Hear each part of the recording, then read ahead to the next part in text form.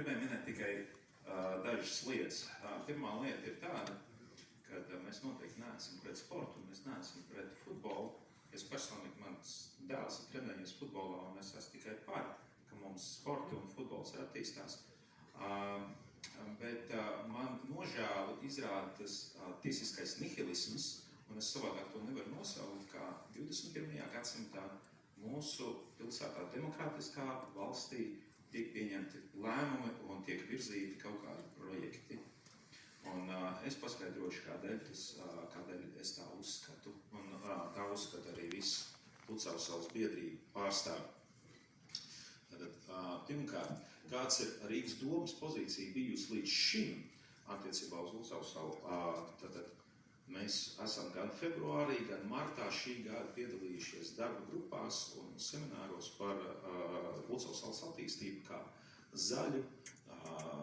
zaļas vides attīstību ar mazdārziņiem, ar publiskiem dārziem, ar kaut kādām rekreācijas zonām.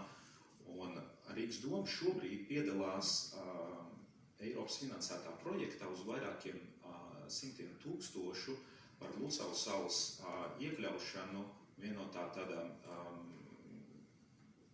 vides saglabāšanas kontekstā un ir nodoms tur izveidot kaut kādu pat daļai liegumu, jo tur ir aizsargājami augi, tur ir ļoti daudz dzīvnieku, un Lucavsala ir ļoti unikāls objekts, kas 21. gadsimtā Eiropas galvaspilsētas centrā ir saglabājies zaļš. Citās pilsētās tāda nav.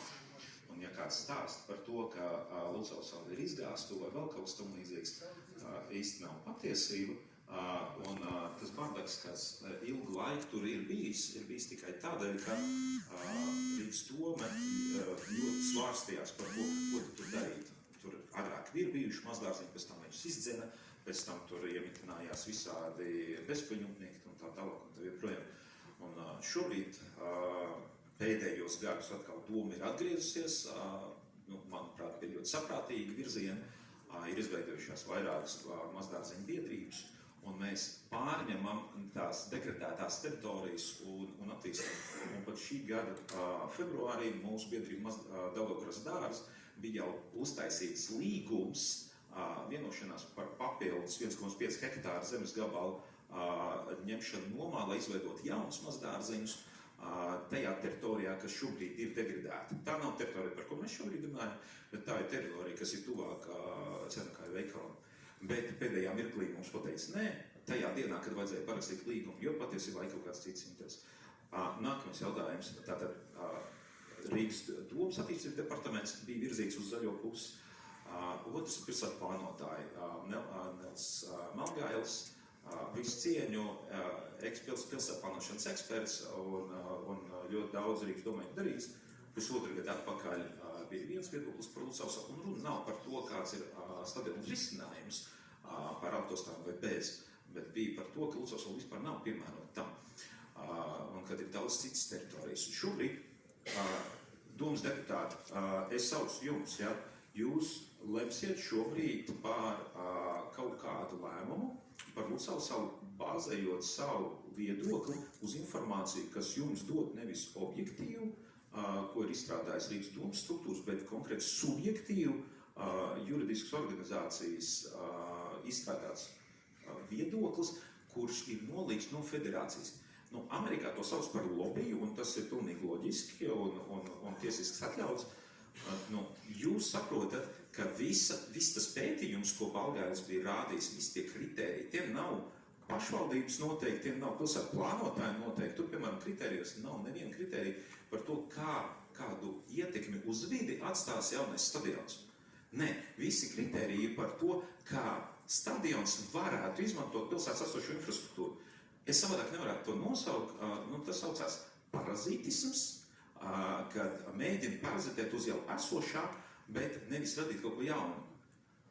Mēs runājam par vairāk 10 miljonu objektu, 60, 80, varbūt vairāk dažādās avotos varētu izskanēt, un mēs skatāmies, kāds ir esošās autostāvvietas, kāds ir esošais tramvaju vai trolejbusu tīkls. mums ir runa par to, ka mums ir daudz miljonu objekts, kuram ir uzdevums radīt jaunu vidi. Un ja pašvaldība, piemēram, ja pašvaldība šobrīd plāno vai pat neplāno investēt, piemēram, kaut kāds 10 miljonus, tad loģiski, ka tam jābūt ir ieguldījumam, ko varētu izmantot daudzi. Savukārt, ja šobrīd ieguldīs kaut kāds, un tas ir attīstības plānā, kad, lai normāli funkcionētu stadions Lucavsalā, tur jāuzbūvē 5 gājēji un automašīnu tilti 5. Jo sala ir izolēta no vispārējā. Ja? Un kam tas būs? Ja mums stāst par to, ka stadions būs iekļauts un apkārt viss būs zaļš un būs mazdārziņi, muļķības. Tad mēs izgāžam desmitiem miljonu nodokļu maksātāju naudu tikai vienam stadionam. Tas nav plašai sabiedrībai, lai attīstītos, kā piemēram Skanstē, Arēna Rīga, ja? 1 minūte, ja?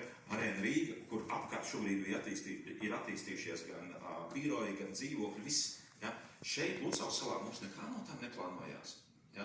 Un tad ir jautājums, kādēļ ieguldīt šos milzu līdzekļus tajā visā. Es gribu aicināt jūs par to, ka šobrīd tas lēmums par Lucavsalu ir ļoti sasteigts, viņš ir bijis sabiedrībā neapspriests, mēs par to uzzinājām tikai dažas nedēļas atpakaļ, un Rīgā ir daudz zemju, kas ir daudz izdevīgākas gan stadionu būvniecībai, un tam nav vajadzīgs 10 hektāri, kā ir norādīts. Stadionu var uzbūvēt uz 4 hektāriem, ļoti vienkārši. Jautājums, kādēļ ir vajadzīgi 10, tādēļ, ka ir taču jāuzbūvē Latvijas Futbola federācija ar savu bāzes mītni, ja, par to, ko mēs tā kā nav populāri par to runāt. Ja.